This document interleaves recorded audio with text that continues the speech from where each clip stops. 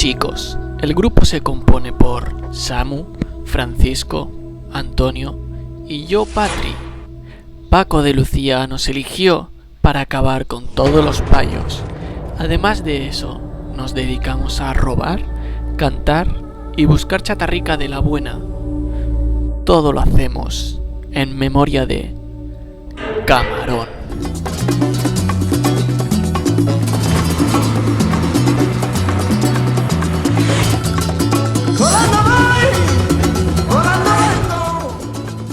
¿Sus primicos vamos a vender droga?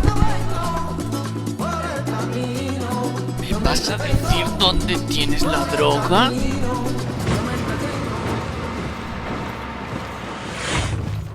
Patri Carmona, acusada por no poder cagar las 3 toneladas de coca que llevas en el cuerpo. ¡Ding dong! Abre la puerta, Carol. A Camarón lo llevo dentro, igual que la droga que me metí para traficar.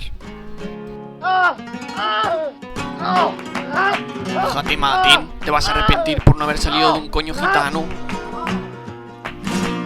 La edición especial, más especial que nunca. Cuando hicimos la película, Patri siempre venía droga perdida y yo le decía: Patri, dame veneno que quiero morir, dame veneno. ¡Ya!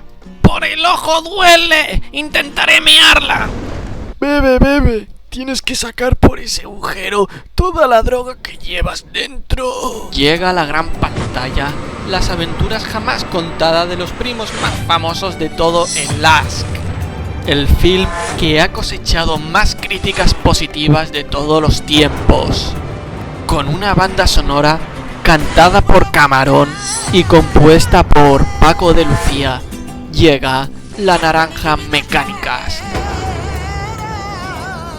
Próximamente en as.fm.